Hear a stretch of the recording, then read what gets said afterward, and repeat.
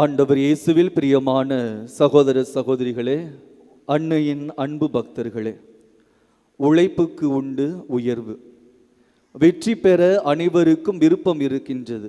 ஆனால் வெகு சிலருக்கு மட்டுமே அந்த வெற்றியை பெற தங்களை தயார் செய்து கொள்ள விருப்பம் இருக்கிறது என்கிறார் வில்ஸ் லெம்பார்டி. அன்பார்ந்தவர்களே, எவருடைய வாழ்வில் கடின உழைப்பும் நம்பிக்கையும் விடாமுயற்சியும் இருக்கின்றதோ அவருடைய வாழ்வில் மேலும் மேலும் வெற்றி வருவது உண்மை, அது உறுதி. இன்றைய நற்செய்தி வாசகமும் கூட நமது வாழ்வில் கடின உழைப்போடு சோம்பேறித்தனத்தை விட்டு வாழ நமக்கு அழைப்பு விடுக்கின்றது. எவர் ஒருவர் ஒவ்வொரு கணமும் விழிப்பாய் இருந்து வாழ்வை கடின உழைப்போடு இருக்கின்றாரோ அவர் அந்த 5 வினாக்களை பெற்ற அந்த நபரை போல வாழ்வில் தொடர்ந்து வெற்றியை பெற்று கொண்டிருக்கின்றார். எவர் ஒருவர் சோம்பேறித்தனத்தோடு குழப்பத்தோடு ஒரு செயலை தள்ளி போட்டு கொண்டே வாழுகின்றாரோ அவர் அந்த ஒரு வினாவை பெற்ற ஊழியரை போல வாழ்வில் உழைப்பை நோக்கி நகர விருப்பமில்லாதவர்களாக இருக்கின்றார்கள். எனவே உழைப்பவர்களை மையமாக வைத்து மனிதர்களை 4 வகைகளாக பிரிக்கலாமா? முதல் வகை சந்தனக்கட்டை. தேய்ந்த பிறகும் வாசனை தருவது போல இவர்கள் உழைத்து பிறருக்கு உதவி செய்வார்கள். அதாவது இவர்கள் தியாக குணம் உள்ளவர்கள். எனவே இவர்கள் அந்த முதல் வகையை சார்ந்தவர்கள். இரண்டாம் வகையை சார்ந்தவர்கள் பசு. நாம் பசுவிற்கு எந்த அளவு உணவு கொடுக்கின்றோமோ அந்த அளவுக்கு நாம் பால் பெறலாம். அதுபோல இந்த இரண்டாம் வகையை சார்ந்தவர்கள் தங்களுக்கு ஆதாயம் கிடைக்கும் மட்டும் உழைக்கக்கூடியவர்கள். மூன்றாம் வகையினர் மயில் வகையை சார்ந்தவர்கள். மயிலே மயிலே என்றால் இவர்கள் இறகு போட மாட்டார்கள். எனவே இவர்களை நாம் வற்புறுத்தி வேலையை வாங்க வேண்டும்.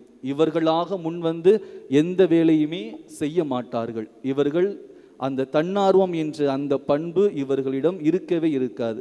இந்த வகையை சார்ந்தவர் தான் அந்த ஒரு வினாவை பெற்ற ஊழியர். நான்காவது வகையை சார்ந்தவர்கள் தேள் வகையை சார்ந்தவர்கள். தேள் கொட்டுமை தவிர எந்த ஒரு நன்மையுமே செய்யாது. அதுபோல சில மனிதர்கள் எந்த நன்மையுமே பிறருக்கு செய்ய மாட்டார்கள், ஆனால் தீங்கை மட்டுமே விளைவிப்பார்கள்.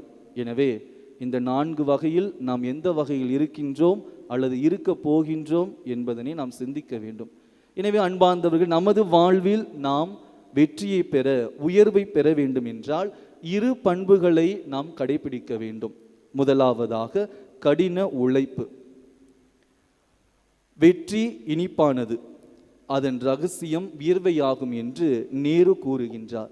எவருடைய வாழ்வில் வெற்றி பெற வேண்டும் என்ற அந்த ஒரு எண்ணம் இருந்தாலும் கடின உழைப்போடு உழைக்கின்றாரோ அவர் மேலும் மேலுமாக உயர்வது உறுதி. இன்று நற்செய்தியும் கூட அந்த 5 வினாக்கள் 2 வினாக்களை பெற்றவர்களும் கூட அந்த கடின உழைப்பை பயன்படுத்தி தான் மேலுமாக அவர்கள் வினாக்களை சேர்த்து கொண்டார்கள். புனித பிரான்சிஸ் சவேரியாரும் கூட 10 ஆண்டுகளில் 20 மொழிகளை கற்றாராம். அவர் ஒரு நாளைக்கு 24 மணி நேரத்தில் 21 மணி நேரம் இந்த மொழிகளை கற்பதற்காகவே அவர் நேரத்தை செலவிட்டதாக சொல்லப்படுகின்றது. கடின உழைப்பை பற்றி நமது திருவிவிலியமும் கூட நமக்கு அழகாக கற்பிக்கின்றது. இந்த கடின உழைப்பு நம்மிடம் இருக்கின்ற பொழுது என்ன நிகழும்? நீதிமொழிகள் அதிகாரம் 14 வசனம் 23 வாசிப்பது போல கடின உழைப்பு எப்பொழுதுமே பலன் தரும் என்று வாசிக்கின்றோம்.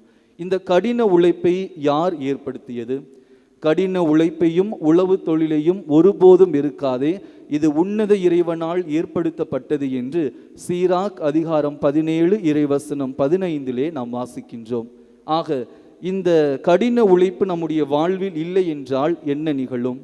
தோபித்து அதிகாரம் 4 இறைவசனம் 13 வாசிப்பது போல சோம்பேறித்தனம் தங்களுடைய வாழ்வில், அதாவது நமது வாழ்வில் மிகுந்த வறுமையை உண்டாக்கும் என்று திருவிவிலியம் நமக்கு கூறுகின்றது. எனவே கடின உழைப்பு நமது வாழ்வில் இருக்க வேண்டும் என்பதை இன்றைய நாளிலே நாம் புரிந்து கொள்ள வேண்டும்.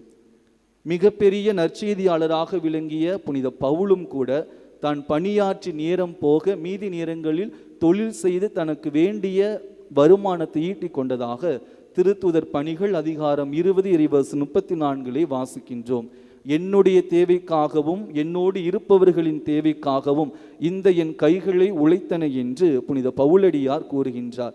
இந்த கடின உழைப்பு அவரிடம் இருந்த காரணத்தினால்தான் 2 தெசலோனிக்கர் அதிகாரம் 3 இறைவசனம் 10 தெளிவாக கூறுகின்றார். உழைக்க மனமில்லாத எவரும் உண்ணலாகாது என்று. எனவே எவருடைய வாழ்வில் கடின உழைப்பு இருக்கின்றதோ அவர் மேலும் மேலுமாக வெற்றி பெறுவது உறுதி. எப்படி அந்த 5 வினாக்கள் 2 வினாக்களை பெற்ற ஊழியர்களைப் போல இன்னும் அதிகமாக தங்களுடைய வாழ்விலே அந்த கடின உழைப்பின் மூலமாக இறைவனுடைய அருளையும் வெற்றியையும் உழைப்பையும் உயர்வையும் பெருக்கிக் கொண்டே செல்வார்கள். இரண்டாவது பண்பாக பார்க்கின்ற பொழுது நம்பிக்கைக்குரியவர்களாக இருக்க அழைக்கப்படுகின்றோம். நமது சொந்த முயற்சி, அதாவது நமது கடின உழைப்பின் மேல் மட்டும் நம்பிக்கை கொண்டு வாழாமல் நாம் நமது பொறுப்புகளில், நமக்கு கொடுக்கப்பட்டுள்ள திறமைகளில், செல்வங்களில் நம்பிக்கைக்கு உரியவர்களாக இருக்க அழைக்கப்படுகின்றோம். இன்றைய நற்செய்தியை வாசிக்க கேட்ட அந்த முதல் 2 ஊழியர்களும் அந்த தலைவரின் வழியாக நன்று நம்பிக்கைக்குரிய நல்ல பணியாளரே, சிறியவற்றில் நீ நம்பிக்கைக்குரியவராய் இருந்தீர் என்ற பாராட்டை பெறுகின்றார். எனவே இன்றைய நாளிலும் கூட ஆண்டவர் உங்களுக்கும் எனக்கும் பல திறமைகளையும் செல்வங்களையும் கொடுத்து வைத்திருக்கின்றார். இவற்றையெல்லாம் நாம் எப்படி பயன்படுத்துகின்றோம்? அந்த முதல் 2 ஊழியர்களைப் போல அதை இன்னுமாக பயன்படுத்தி அடுத்தவருடைய நலனுக்காக வாழுகின்றோமா? அல்லது அந்த கடைசி ஊழியரை போல நம்முடைய திறமைகளையும் செல்வங்களையும் பதுக்கி வைத்து ஒன்றுமே செய்யாதவர்களாக வாழுகின்றோமா என்று சிந்திக்க அழைக்கப்படுகின்றோம். உள்ளவர் எவருக்கும் கொடுக்கப்படும், இல்லாதோரிடம் இருந்து உள்ளதும் எடுக்கப்படும் இன்று நற்செய்தியிலே வாசிக்க கேட்டோம். இதனுடைய பொருள் இதுவாக கூட இருக்கலாம். நம்பிக்கைக்குரியவர்களுக்கும் கடின உழைப்பு உள்ளவர்களுக்கும் இன்னும் அதிகமாக கொடுக்கப்படும். அவர்கள் தொடர்ந்து தங்களுடைய வாழ்விலே முன்னேறுவார்கள். இன்றும் கூட நாம் பல முயற்சிகளை மேற்கொள்கின்றோம், தொழிலை மேற்கொள்கின்றோம். ஆனால் நாம் நினைத்த அந்த ஒரு வெற்றி, அந்த ஒரு உயர்வு கிடைக்காத காரணத்திற்கு இந்த 2 பண்புகளில் ஏதாவது ஒன்று காரணமாக இருக்கும். ஒன்று, கடின உழைப்பு இல்லாமல் நம்பிக்கைக்குரியவர்களாக இருக்கலாம், அல்லது நம்பிக்கைக்குரியவர்களாக இருந்து கடின உழைப்பை எதுவுமே மேற்கொள்ளாமல் இருக்கலாம். எனவே அன்பார்ந்தவர்களே, நமது வாழ்வில் எப்பொழுது கடின உழைப்பும் நம்பிக்கையும் சேர்ந்து செல்லுகின்றதோ அங்கே கடவுளுடைய வல்லமையும் அதிசயங்களும் நடைபெறும் என்பது உறுதி. எனவே தொடரும் இந்த திருப்பலியில் நமக்கு கொடுக்கப்பட்டிருக்கின்ற திறமைகளை மேலும் மேலுமாக பயன்படுத்தி அந்த உழைப்பின் மூலமாக நாம் உயர்வை பெற இந்த திருப்பலியிலே மன்றாடுவோம். நல்லாய இயேசு என்றென்றும் வாழ்த்து பெறுவாராக.